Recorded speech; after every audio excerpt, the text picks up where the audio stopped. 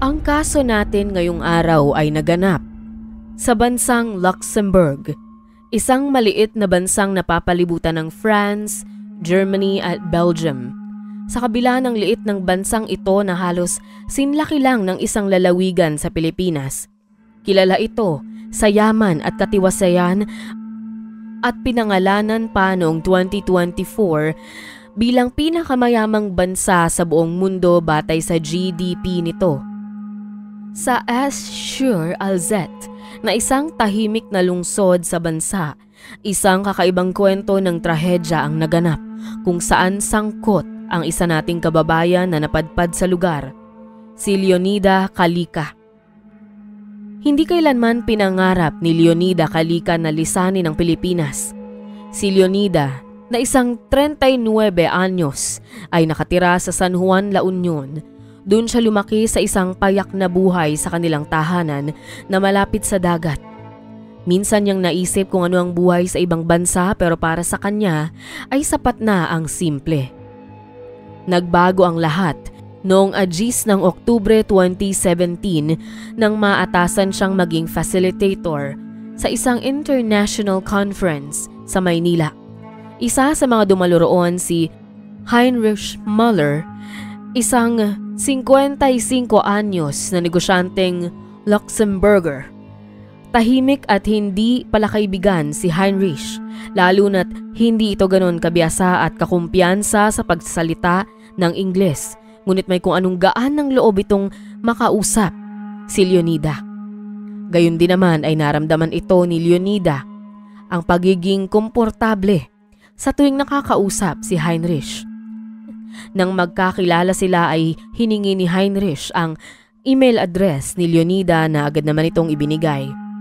Lumipas ang mga buwan, naging madalas ang kanilang pag-uusap hanggang sa nagdesisyon si Heinrich na bumalik sa Pilipinas para bisitahin siya. Nagpatuloy ang ugnayan nila at hindi nagtagal, inalok niya itong pakasalan.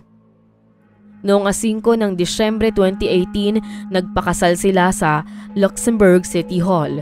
Mula sa mainit na tropical na klima ng La Union, napadpad siya sa malamig at tahimik na lungsod ng Esch-sur-Alzette. Alam ni Leonida na hindi magiging madali ang lahat. Kaya't bago siya lumipad patungo sa Europa, nag-aral siya ng German sa loob ng 6 na buwan. Minsan napapagod siya sa paulit-ulit na pagsasanay. Ngunit naisip niya na mas magiging madali ang buhay kung naiintindihan niya ang paligid. Nang dumating siya sa Luxembourg, sinalubong siya ng malamig na hangin ng Disyembre at ng bahay na estranghero sa kanya. Malinis ang sulok, moderno ang gamit, ngunit dama niya ang bigat ng hanging hindi dahil sa klima. Sa unang hapunan nila, nakilala niya si Natalie Stoffel, ang 30 taong gulang na anak ni Heinrich sa kanyang nasirang asawa. Sa unang pagkakataon pa lang, malinaw na ang pader na itinayo ng babae sa pagitan nila. Ang mga mata ni Natalie ay mabilis na sumuri sa itsura. Mula sa suot niyang payak na damit hanggang sa paraan ng kanyang pagsasalita ng German. Umupo ito sa dulong bahagi ng mesa. Tila sinisigurong malayo ang pagitan nila. Matapos ang hapunan, narinig ni Leonida ang mahihinang bulungan sa sala. Kahit hindi malinaw ang mga salita, sapat na ang tunog ng galit sa tinig ni Natalie para unti-unting mabuo ang kwento sa isip niya. Hindi nito matanggap na may bagong babaeng naninirahan sa bahay na matagal na kanila lamang. At higit pa sa lahat, malinaw ang pagtingin ng anak na dayuhan siya, isang Filipina mula sa mahirap na bansa. Sa kanilang pananaw ay hindi nararapat sa marangyang bahay ng mga Müller. Naging hayagan ng pagpapakita ni Natalie ng pagkayamot kay Leonida. Mababakas sa mukha nito ang pagkaasiwa, lalo na kung maaamoy ang mga luto tulad ng adobo at sinigang na inihahain ni Leonida para sa asawang si Heinrich. Pinilit ni Leonida na unawain ang ugali ng anak. Naisip niyang baka dala lang ito ng selos, umalamang ay parte lang ito ng adjustment na kailangan niyang pagdaanan. Minsan, nagluto siya ng apple tart, paboritong dessert daw ni Natalie ayon kay Heinrich. Inalok niya ito nang bumisita ang babae, ngunit hindi man lang tiningnan ni Natalie. Ang hinain niya sa halip ay tumalikod ito at wala itong napansin o narinig mula kay Leonida. Napansin ni Leonida na tuwing pumupunta si Natalie, hindi rin ito iniiwan ang asawa nitong si Victor Stoffel. Malaki ang lalaki, tahimik, ngunit laging may matilim na tingin sa paligid ng bahay. Madalas silang nag-uusap ng pabulong sa sala at matapos ang mahabang diskusyon ay palaging may ilalabas na sobre si Heinrich. Alam ni Leonida kung anong laman ng sobre. Pera para sa mga hiling ng anak. Habang lumilipas ang araw, napansin niyang mabilis na napapagod si Heinrich. Madalas nitong sinasabi na normal lang yon at dala lang ng edad, ngunit kahit sa gabi, napapansin ni Leonida ang panghihina ng asawa. Sa mga pagkakataong yon, tahimik na pinagmamasdan niya ito habang umiinom ng tsaa sa balkonahe. Ang tsaang yon ang palaging kasama ni Heinrich bago matulog na tinitimpla ni Natalie. Bago ito umalis at sinasabi na para sa kalusugan ito ng ama. 18 ng Marso 2020, nagising si Leonida sa kakaibang katahimikan ng umaga. Karaniwan sa ganitong oras ay maririnig na niya ang pagbubuklat ni Heinrich ng pahayagan sa sala. Bumangon siya at nakitang nakahiga ang asawa. Nang hawakan niya ang kamay nito, malamig na ito. Pinilit niya itong gisingin ngunit huli na lahat. Inakala ni Leonida na nabangungot ang asawa at naghinala rin siyang may kinalaman ito sa nooy kumakalat na pandemya na COVID-19. Magkaganon man, tumawag siya ng ambulansya para dalhin ang asawa sa ospital, ngunit idineklara ng doktor na wala na ito. Ilang oras ang lumipas at dumating sina Natalie at Victor. Mababanaag sa mukha nila ang galit, ngunit may malamig itong ekspresyon. Sinisi niya sa nangyari si Leonida at sinabing hindi nito inaalagaan ng ama. Nagbitiw ito ng masasakit na salita at sinabihang umuwi na lang sa Pinas. Ang lahat ng ito ay inintindi ni Leonida. Sa isip niya ay dala lang ito ng mabigat na emosyon sa pagkawala ng ama. Si Natalie na biyasa sa wikang German ang siyang nakiusap para makuha ang labi ng kanyang ama sa ospital. Isinaayos niya ang mga dokumento para agad na mailabas ang ama at mabigyan ng libing. Samantala, umuwi naman si Leonida upang makapagbihis at napansin nito ang tasa ng tsaa sa ibabaw ng lamesa. Pinagmasdan niya ito at nakita ang kakaibang latak ng puting pulbos sa ilalim ng baso. Bagamat nagtaka ay hindi na niya ito binigyan ng pansin. Lumipas ang 2 araw ng burol ni Heinrich pero hindi mapanatag si Leonida. Parang may bumabagabag sa isipan niya. 21 ng Marso 2020, nagtungo siya sa doktor na gumawa ng death certificate. Sinabi ng doktor na natural causes ang sanhi ng pagkamatay kaya hindi na nag-autopsy. Pero hindi na kumbinse si Leonida sa paliwanag na yon. Mula sa klinika, dumiretso siya sa opisina ng pribadong investigador, si Emil Weber. Sinabi niya ang lahat ng napansin, ang pagkahilo ni Heinrich, ang amoy ng tsaa at ang puting latak sa tasa. Hiniling din niyang suriin ang katawan ng asawa. Nang mga panahong yon, wala si Natalie at Victor dahil sa pag-aayos ng dokumentong hindi na nila ipinaalam kay Leonida, ngunit batid nitong may kinalaman sa pera at properties ng namayapang asawa. Ito ang naging pagkakataon para maisagawang muli ang autopsy at isang nakakagulat na bagay ang natuklasan. May lason sa katawan ni Heinrich, potassium cyanide, isang uri ng kemikal na nakamamatay sa pamamagitan ng pagpigil ng tibok ng puso. Nanlumo si Leonida sa natuklasan, ang hinalang pilit niyang itinatanggi ay totoo pala. May lason sa tsaa ng asawa niya. At sa isip niya, malinaw na kung sino ang gumawa nito. Pansamantalang inilihim ni Leonida sa mag-asawa ang kanyang nalaman.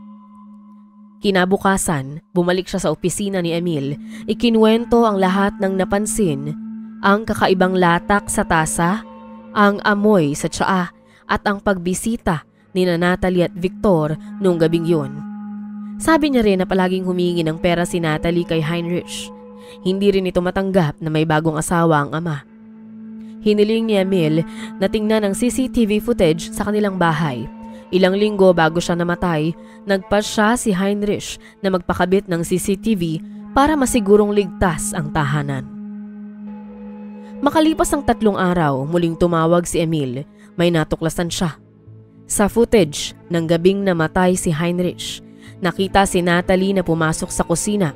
Kinuha ang lagayan ng tsaa, naglabas ng maliit na sachet mula sa bulsa at ibinuhos ang laman sa tsaa. May kasamang likidong malinaw ngunit malamang ay lason. Samantala, nakatayo si Victor sa may pintuan, palihim na nagmamasid. Nanlamig si Leonida sa natuklasan. Nagpunta siya sa police station dala ang resulta ng autopsy at ang footage mula kay Emil. Tahimik na tiningnan ng pulis ang mga ebidensya. Sinabi nilang sisimula na ang investigasyon. Pag-uwi ng bahay, naupo si Leonida sa sofa. Magkahalong kaba at takot ang naramdaman niya. Pero sa kabila nito, alam niyang kailangan niyang lumaban para sa asawa. Lumipas ang 2 araw, nagpapahinga si Leonida sa sala nang may tumawag sa kanya mula sa pulisya.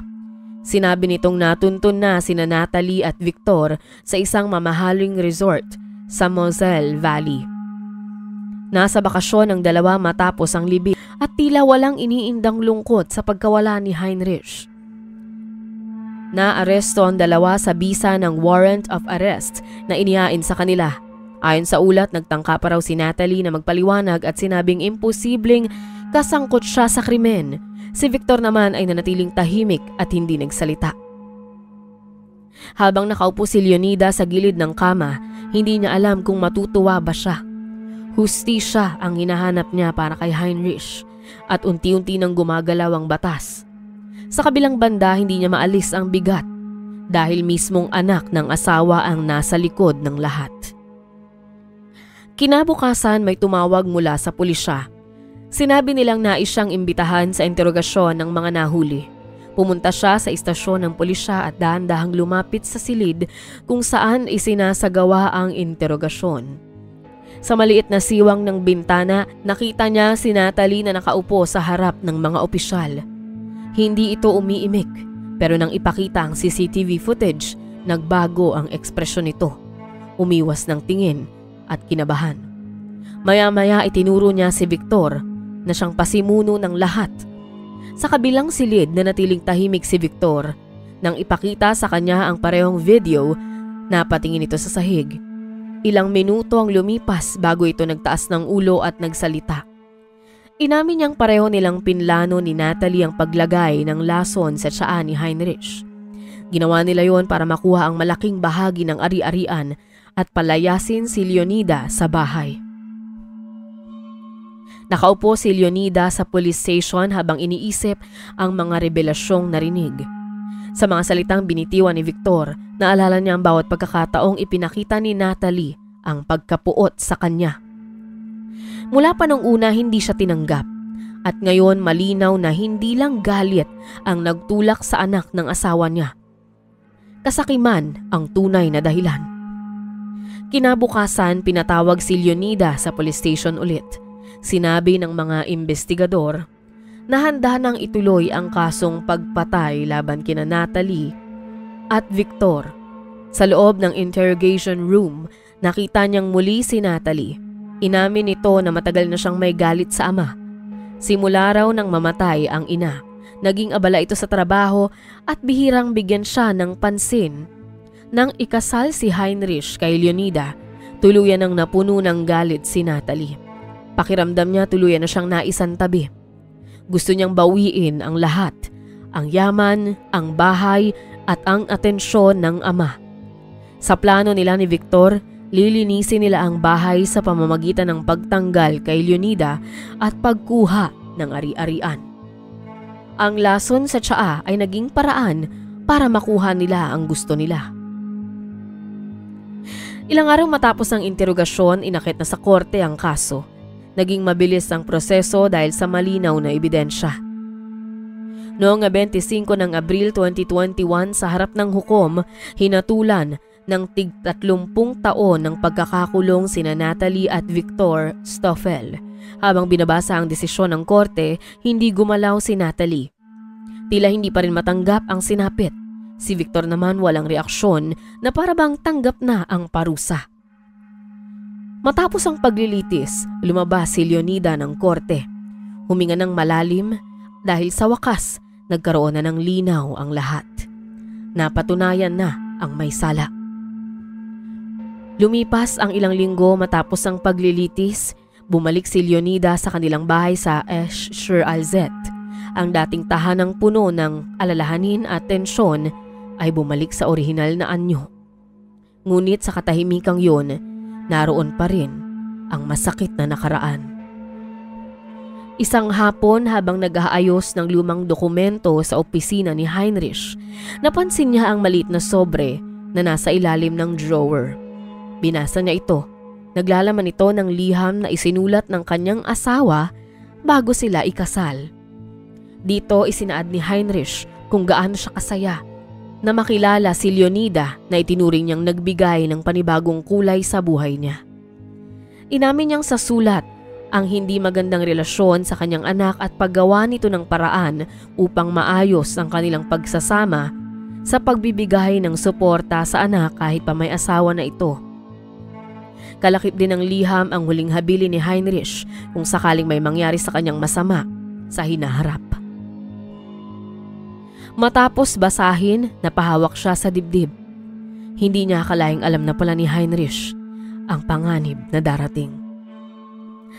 Malinaw na sa kanya kung bakit palaging balisa ang asawa. Kinabukasan nagtungo si Leonida sa abogado ni Heinrich. Doon niya pinakita ang liham at hinanap ang opisyal na kopya ng huling habilin. Nang buksan ng abogado na kumpirma ang lahat, sa legal na dokumento, malinaw na nakasaad na 80% ng lahat ng ari-arian kabilang ang bahay, negosyo at mga bank account ay nakapangalan kay Leonida. Ang 20% ay dapat sanang mapupunta kay Natalie. Ngunit dahil nakulong ito, ang bahagi niya ay otomatikong malilipat kay Leonida. Kailanman hindi niya hiniling ang yamang naiwan ng asawa. Ang gusto lang niya ay magkaroon ng makakatuwang at mabiyayaan ng anak. Ngunit ang lahat ay nawala na. Lumipas ang buwan.